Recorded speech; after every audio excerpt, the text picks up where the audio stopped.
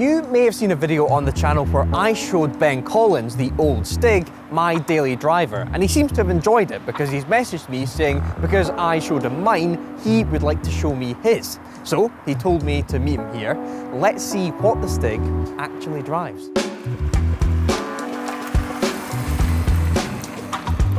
Well, well. Morning, Ben. Hi, Mike. I want to say this is an obvious choice being a Porsche, but frankly, you being you, it could have been anything. Tell me about this. Porsche 997 Turbo, Gen 2, slightly controversial choice, but I have my reasons. It's just a great car, it's a great driving car. Awesome, well, there's no point in us hanging around the city. No. Shall we head out to the country? It's what it does best, let's do it. Oh, that's better. We're here. I thought you were going to clean it though. I did clean it. Are you joking? No. Well, I didn't hand clean it. I mean, I put it through a wash thing. You put it through one of the wash things? The whirligig one, yeah. Oh, Jesus. Well, thankfully, we've got a sponsor that should sort all of that out. The film crew flat out refused to film Ben's car in the state it was in, so today's sponsor, G-Technic, turned up to give the 911 a proper spring clean. First up, things get super soapy with some snow foam using G-Technic's W4 Citrus Foam. This pulls debris and dirt up off the surface of the car before a contact wash, lessening the chance of any nasty swirl marks and scratches. Then, to get rid of the nastiest stuck-on grime, we up the stakes to the W5 All-Purpose Cleaner. This product is super effective at removing the toughest road grime from wheel arches and lower sills. While that's doing its thing, some W6 iron and fallout remover is sprayed onto the wheels to search out any metal deposits. Then comes the G-Wash, flushing away all the dirt from the Porsche's bodywork. In conjunction with the G-Wash, we use the microfiber wash mitt. This super plush wash mitt has an incredibly thick pile, ensuring that dirt is effectively removed from the surface and the chances of any scratching during the wash process is minimised. Not that that massively matters on Ben's 911. And while the car dries, it's the perfect time to apply some C2 ceramic sealant. As well as acting as a drying aid, this spray will lead to a longer lasting shine and will repel dirt. Once the car is dirty again, the next time Ben gives it a clean, hopefully not at the local car wash, the grime should simply fall off. Ah, that's better.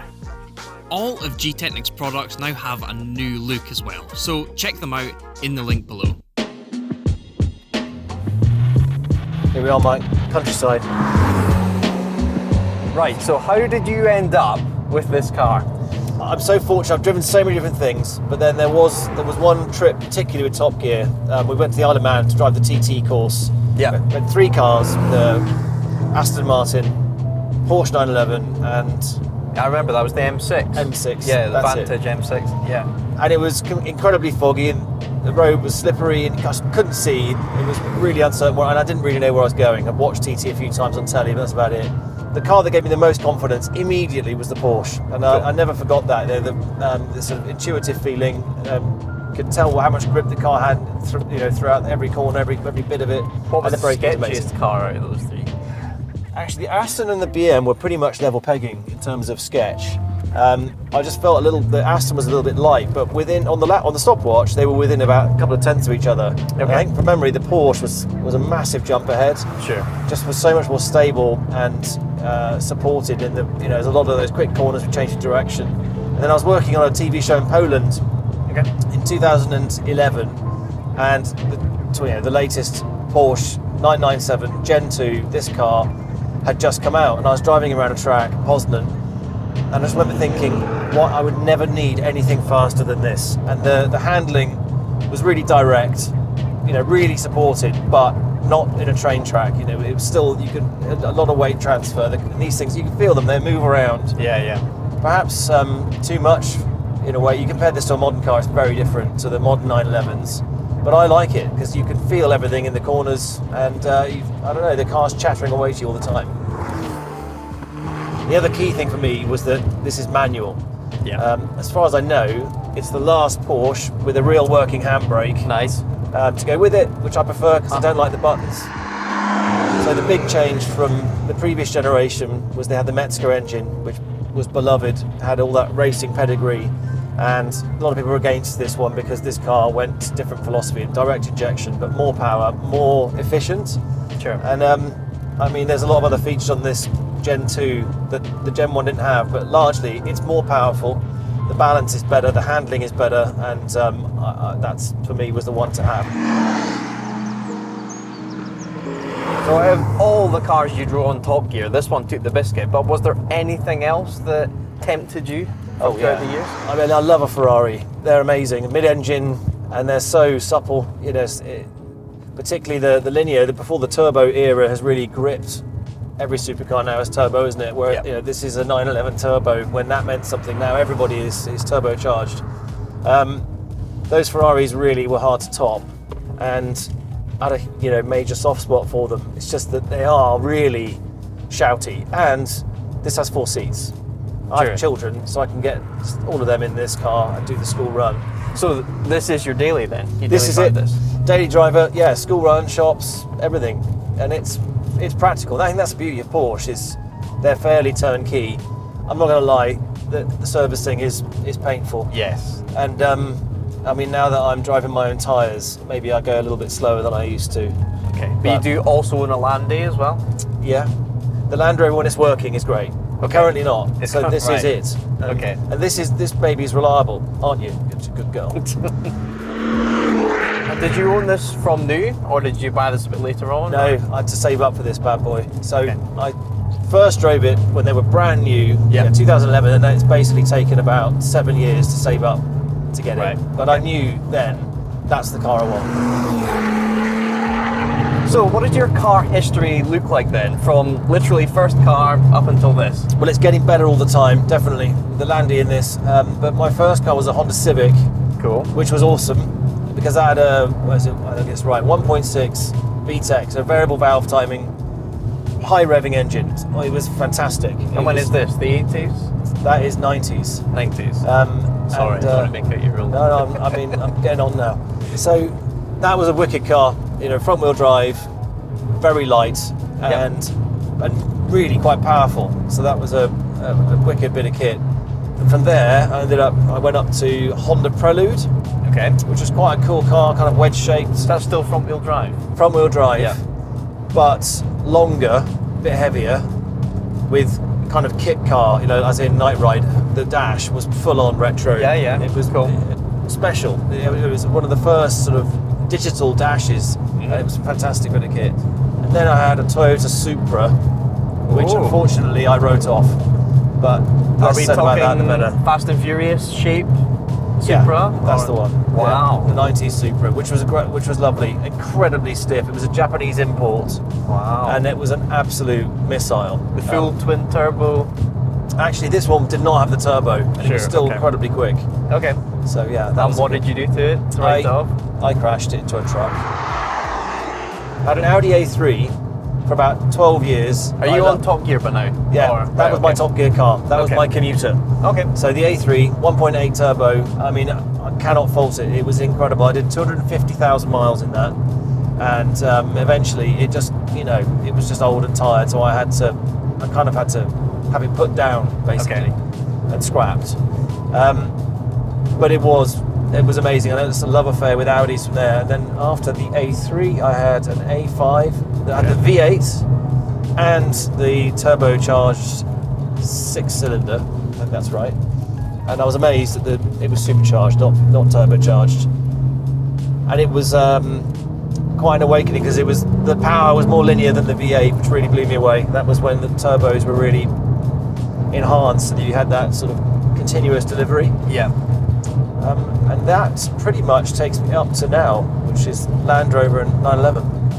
Okay, that's not too many cars then. It shows you actually hold on to cars rather than flipping through them. I don't sleep around mine. So you've not had too many cars then, but I imagine you've had a lot of loan cars over the years, which almost means you don't need a daily. That's true. So I've been incredibly spoiled, and also with the movies, at work, you've got access. I mean, with Bond, I couldn't believe it. We had sort of 4 months filming and rehearsing every day in an Aston DBS. Nice. So that car became, you become one with it, and it's incredible to experience it. I suppose you get that privilege. You don't necessarily feel the need to want to own one, but I've always got a soft spot for a DBS. So is there a halo car from either the films you've made or TV that would take it over this, or is this just the best daily and you would want to go for something too more exotic? What can you have for daily? I'd go exotic. I mean, the ultimate car for me, Porsche Carrera GT. Oh, that would be fantastic. That's my halo car. What colour?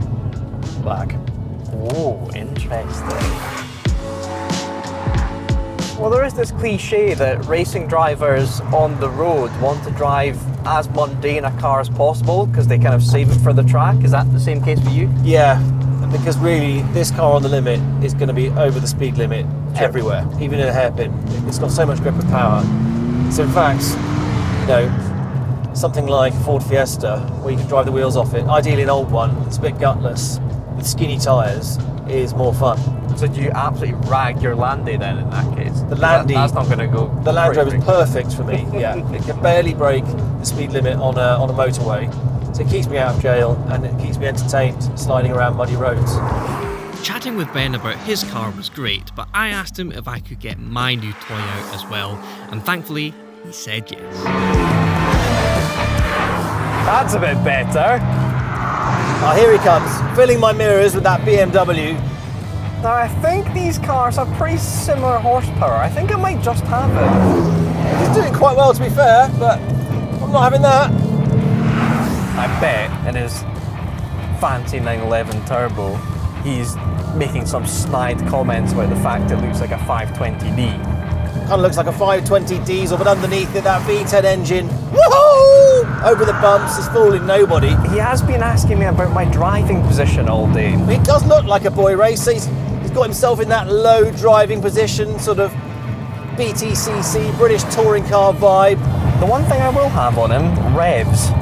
Not that that makes a huge difference. His turbos will just shoot him off into the distance, while my engine is getting up there, 4,000, 5,000. It's a bit of an upgrade from the MG. Surprised he hasn't painted the wheels white yet though, but I guess that'll be coming next. Maybe he'll mix and match the two, I don't know. This is some serious childhood dream shit right here. I'm cruising in supercars with the Stig. Not bad, is it? Anyway, a few corners coming up, Mike, so bye-bye!